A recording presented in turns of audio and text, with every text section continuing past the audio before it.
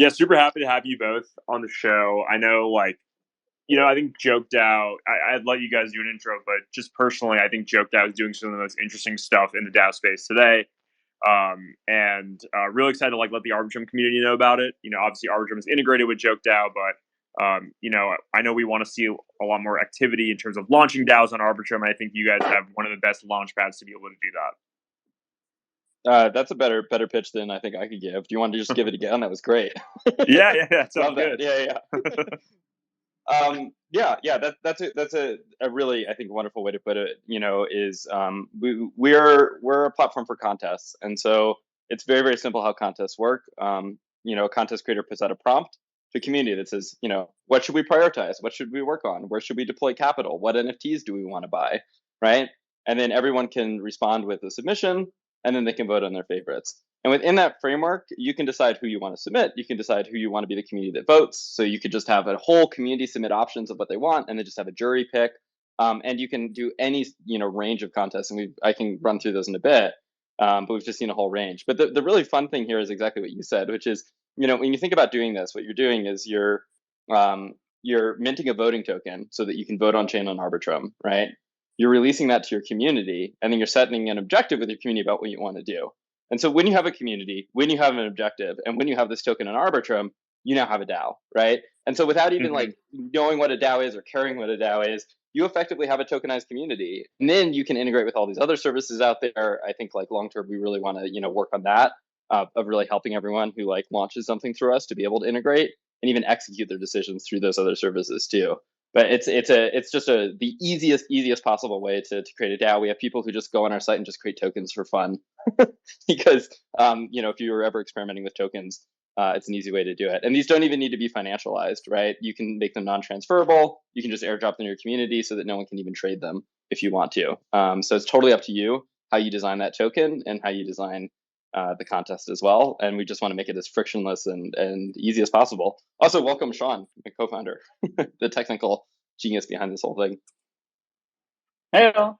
Glad to be here. Hey, Sean, great to have you. And yeah, David, I think it's a great point. And just kind of from at the 10,000 foot view, last year was a really great year for Arbitrum DAOs because, we really started building the infrastructure for, DAOs to be able to succeed, things like, multi-sig support, contributor payments, on-chain voting, things like that. And DAO launchpads like yourself. But I think this year, and a big purpose of the show, is to get the Arbitrum community excited about actually launching DAOs and, thinking about governance. I think, joining DAOs is a great step, but actually launching DAOs and being at the forefront of, community building and growth is super exciting. And I think when people hear the word DAO, they get a little intimidated by how do I start one of those, right? Do I need to know Solidity? Do I have to know smart contracts? And do I have to get an audit? And it seems like this really laboring process, but when in reality we should maybe start talking about it it's a community, right? It's just all you have to do is use a website like JokeDAO, and you could launch tokens, non-financial tokens. You can just have an interest-based community, like you would launch a subreddit or something like that. Obviously tokens would be able to supercharge that community using JokeDAO and DAO tools, but I think you guys have made it way less intimidating to be able to start a DAO. So super excited to have you guys on. Thank you. Yeah, Sean, maybe you want to talk a little bit about the no code piece, because I think this is one of your big innovations, and maybe the modular piece as well, if that's helpful, that you really designed, and I think is really special about this project. Yeah, for sure. Yeah, so the no code smart contract deployment on our site, which is really nice, which you said brought just as easy as making a subreddit. Deploying smart contracts is often the general way people have talked about them is very you can't do that. It's very, you have to get it just right. It's high risk, things like that. And it is if you're using real money and stuff like that. But a lot of how things have been structured to this point on blockchains has been very monolithic, and you have to get it right that one time because that's how it's going to be for the rest of time. And that's been because it's been so expensive to deploy code onto blockchains. Now that we're seeing rollups like Arbitrum come online, you can actually start to use these blockchains as universal computers. It's like being in mainframes 20 years ago with computers that we have today. Storage and compute was so expensive, you had to like really like down to the bit make sure that you were optimizing, and it was really expensive to not have optimized code and to reuse code. But now that compute and storage is so much cheaper, you have all of these new paradigms that make computing, programming, doing things with computers a whole lot easier. And recognizing that we're kind of on this precipice of roll-ups, that's how we chose to design JokeDAO. You can, every time you make a contest, every time you make a token, you're deploying a new contract. And if you mess it up, you can just, forget about it and make a new one. They're totally disposable. And also, our modular design means that you can deploy a contest, and we have other contracts. Our current, the first one that we have is the reward module that you can also deploy, link to that original contest, and say, okay, do things based on this contest. In the future, we'll be able to do more things, reward in different ways. Currently, you can release a reward module and say, upon completion of a given contest, reward 100 USDC to the person who wins the first rank, 50 to the second rank, like 25 to the third rank, so on and so forth. But integrations like that are also vastly unlocked when you can start to actually use blockchains as a computer rather than like these heavily financialized, like, kind of gated entities. Yep. Yeah, it totally makes sense. And I think this idea of like, no code creating a DAO is a great segue to the contest you guys just launched on Arbitrum. Could you guys provide some background there on how our community can get involved during this space, actually? Yeah, for sure. So we just made a simple contest just to show what JokeDAO is all about and how easy it is to engage on DAOs and like make your own on Arbitrum. I put the link to it in the replies to this tweet. It'd be great if we could pin it to the space in any way. But yeah, if you go to that link, it's just the joke Arbitrum Spaces brainstorm. And the prompt that we have is, what features and projects would you like to see Arbitrum support? And so anyone listening to this space, up to 500 people are allowed to submit. You get one submission. Yeah, just go submit like and answering that prompt. Right now, like there's usually a voting portion to contests, but this is just a submission only contest. So we're just trying to gather ideas and like, brainstorm about what it would be awesome for Arbitrum to do. And it's entirely on chain. It's a good example to show like just how easy it is to use JokeDAO to build or contribute to a DAO on Arbitrum. Sweet. Yeah. I think we'll work on pinning that reply. I just pinged our community manager Eli about. Also, yep. Go ahead, David. Yeah, another. If you don't see the link for any reason, you can just go to JokeDAO.io. So go to JokeDAO.io. At the top, you'll see View Contests. That shows you all the current contests that are out there. Click on Live Contests, and then it's the very top one. So you'll see it, and it's called Joke Arbitrum Spaces Brainstorm. And so, like, yeah, we just want to come up with. What's fun about this contest is we said before, there's a submission period and then a voting period. So everyone can submit options, and then you can vote on your favorites. For this one, we're not even bothering with the voting period. It's literally just a way to submit on chain on Arbitrum the kind of features and projects you'd like to see in Arbitrum. So if you want to just express like your preference, this is a great way just to like on chain share that with the Arbitrum community. And then you're also building out a reputational profile for yourself as well, because you have on chain contributed in Arbitrum in a way that like years from now people could go back and see, oh yeah, you were one of the first Arbitrum users of these contests, right? You've been a participant from the beginning, things like that too. So it's a really fun way to build a reputational profile while also having some impact. Just to submit for fun and say like, what are the things you'd like to see built at Arbitrum? Yep. And I love that last point about being on chain and having on chain reputation, because at Arbitrum, that's a big part of the reason Arbitrum was started, just because people were priced out of being on chain and had to take shortcuts and use third-party solutions, which was like necessary. But the fact that you can actually be on chain and, the record will always be there no matter what third-party services, rise and fall, is really exciting. And I know the Arbitrum community specifically loves on-chain reputation stuff and, loves participating any way possible. So super excited to see, what our community comes up with. We have a few hundred listeners on the spaces right now, so I know we'll get some really good stuff.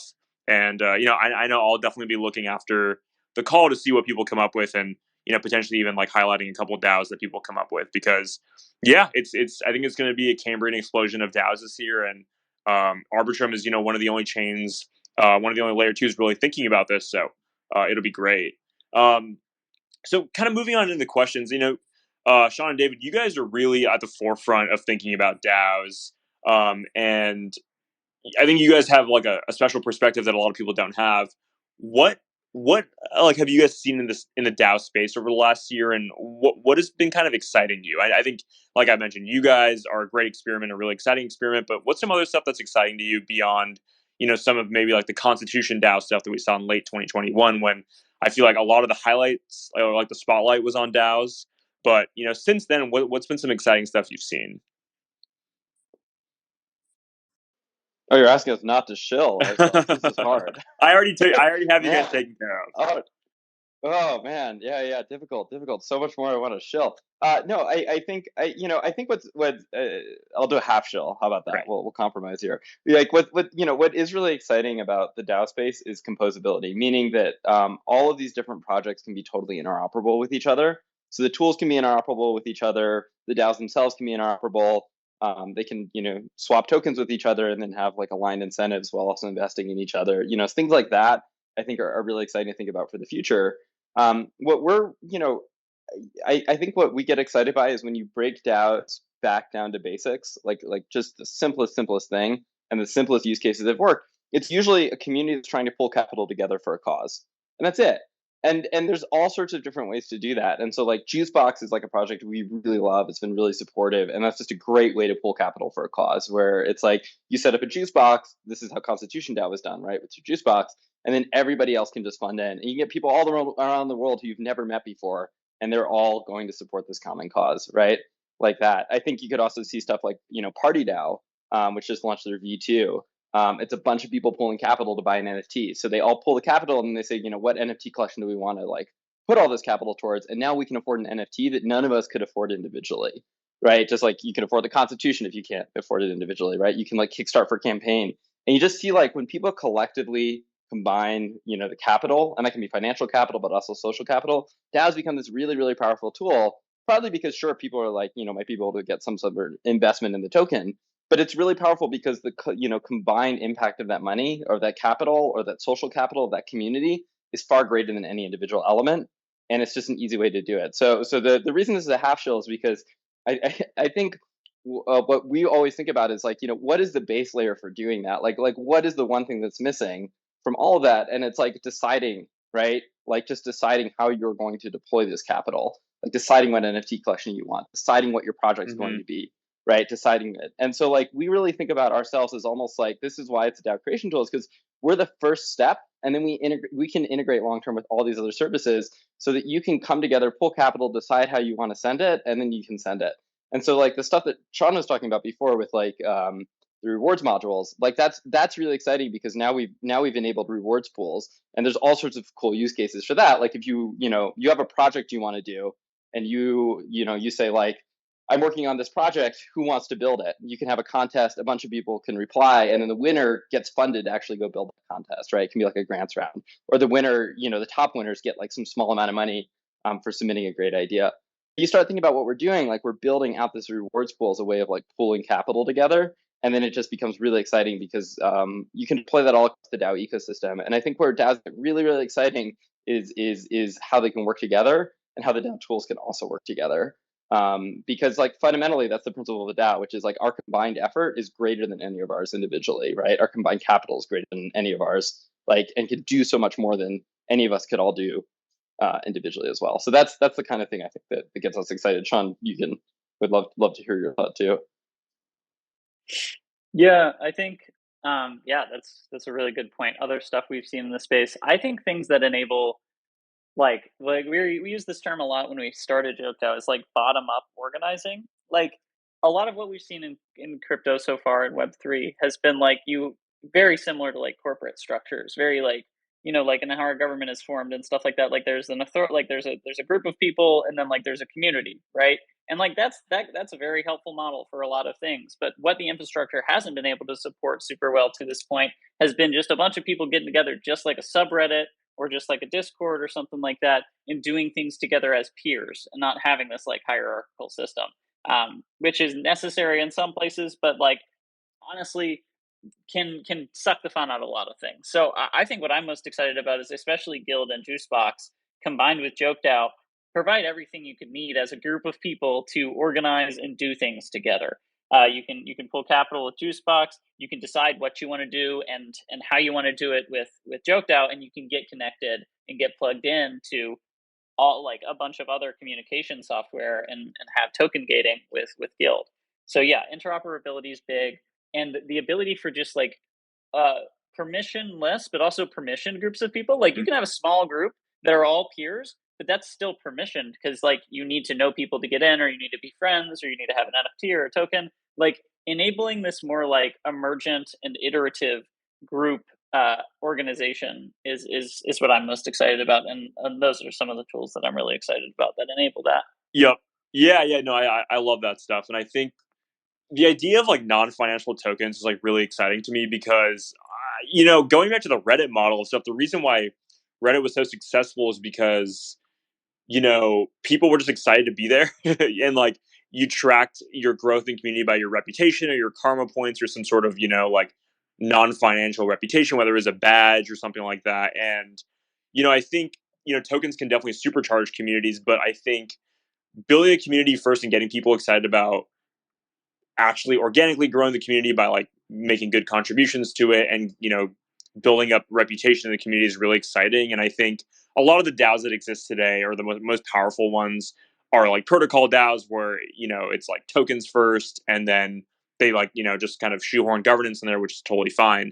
But I'm really excited about non-financial DAOs and interest-based DAOs where people are super into growing the community, whatever the interest may be, but also tracking reputation through tokens or NFTs or something like that. So it seems like you guys are really on the forefront of that. Yeah, for sure.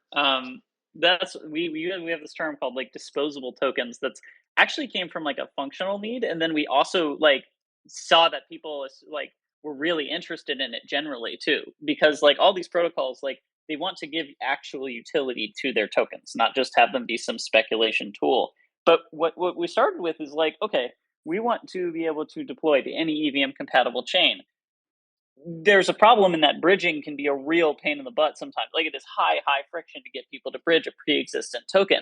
So what we thought of was, well, why don't we just like make tokens, like how we talk about tokens and how we encourage people to deploy them, not be this is going to be your canonical token forever and it has to be perfect. For example, with JokeDAO or with JokeRace, every single week we deploy a new token. So our problem was that we had this pre-existent token that's currently distributed on Ethereum mainnet and some of it on Polygon, and we wanted to take a snapshot of that every single week and then have people be able to use that snapshot token to vote in our contests. So what we started doing is just every week deploying a token that was effectively a snapshot of the underlying token, but it was new every single week. It was super easy to go any chain that we wanted. We didn't have to worry about bridging the tokens. And after that week, we were like, okay, that token like canonically has no utility, no value. It's just like, but it could. It shows a history that you were engaged and you were voting in this way. But like, it doesn't have financial value. It is simply there to be used.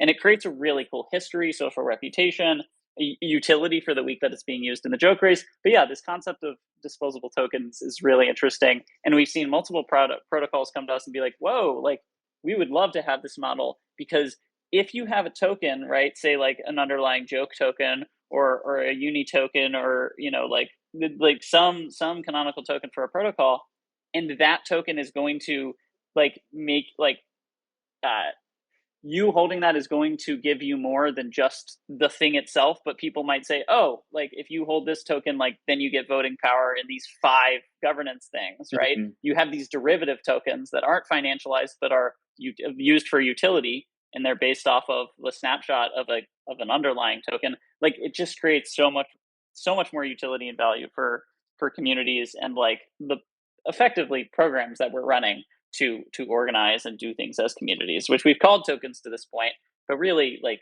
it makes it much more like code and much less like equity or like hyper financialized thing. Yep.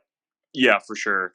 One of my favorite things about you guys and like JokeDAO generally is like all the new terms you guys have come up with to like replace nomenclature. I know there's a lot of talk on crypto Twitter lately about the way we name things and why it's not super useful, but I love the way you guys have named like things like joke race and contests and stuff like that to make them seem a little bit more fun and less intimidating and less like I guess like intimidating is the right word.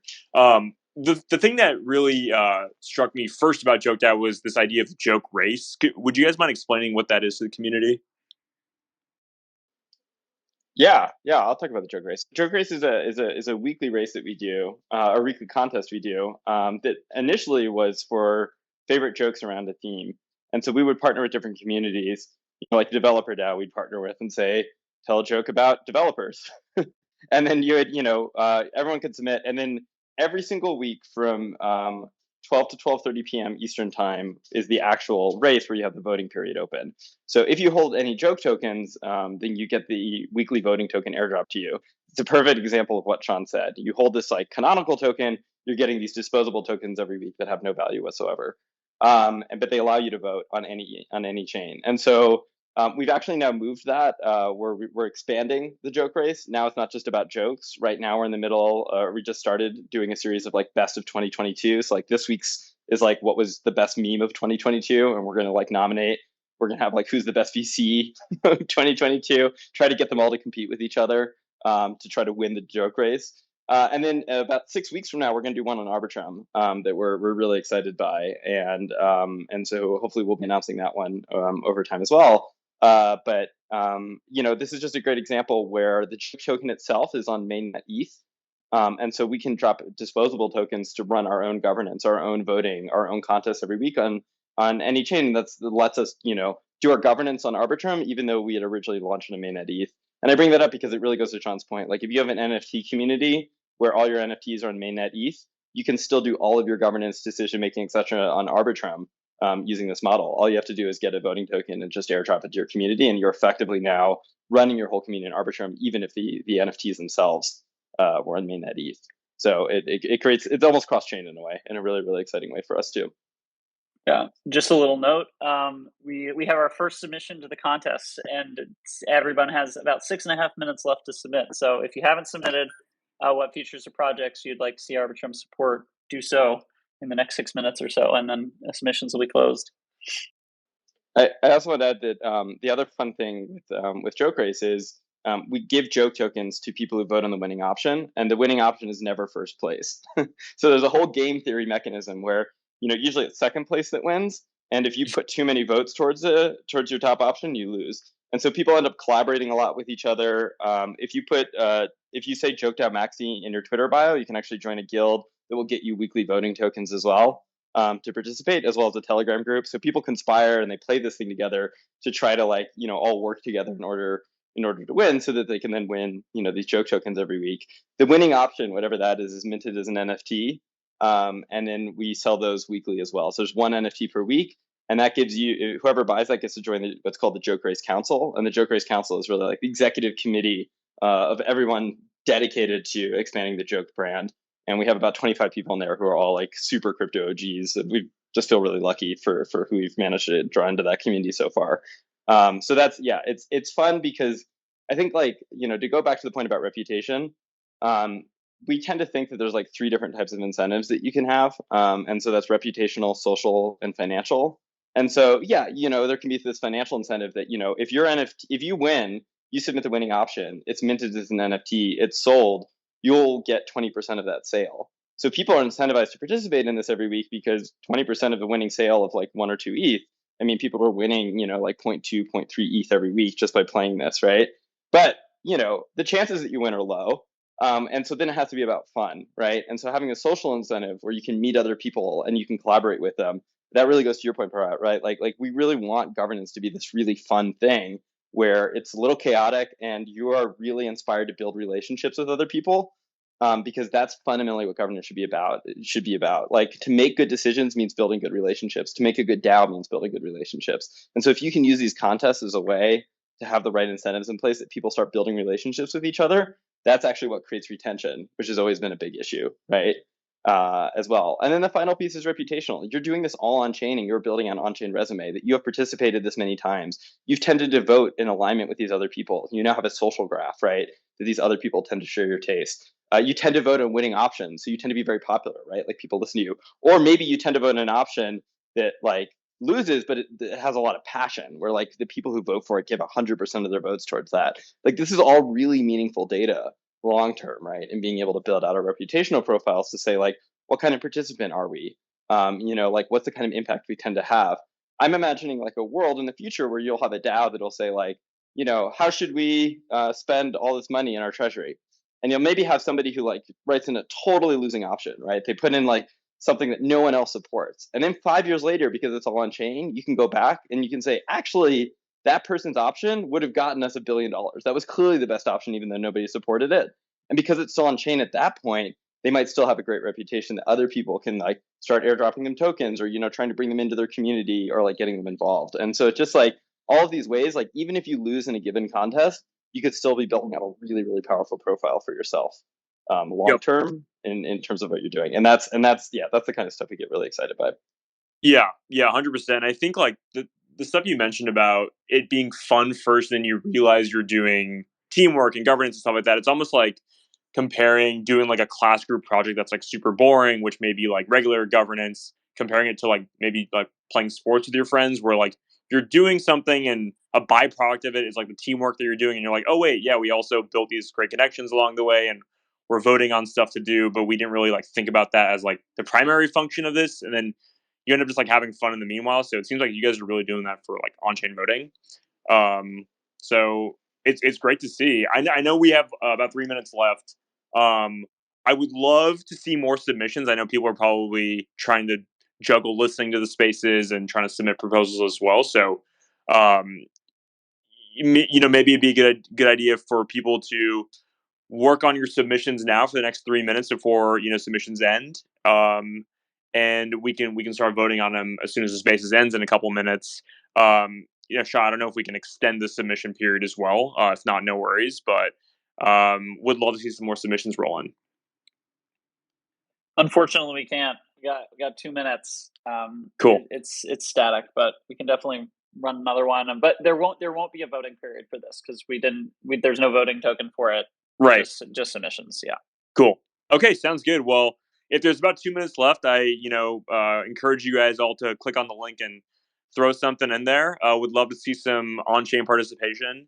And do you guys have anything else to say before our community starts submitting in about 60 seconds?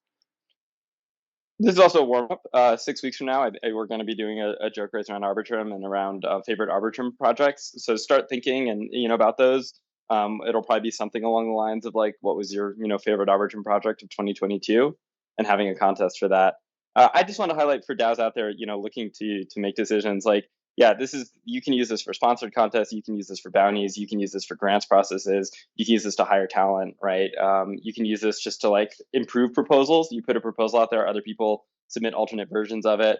One thing I've been thinking about a lot recently is like, permissionlessness is this incredible thing to be able to find top talent.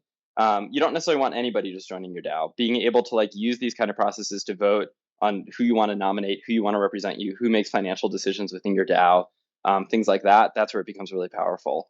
In really being able to let your community have voice to make sure you are accruing the top talent to your DAO as well.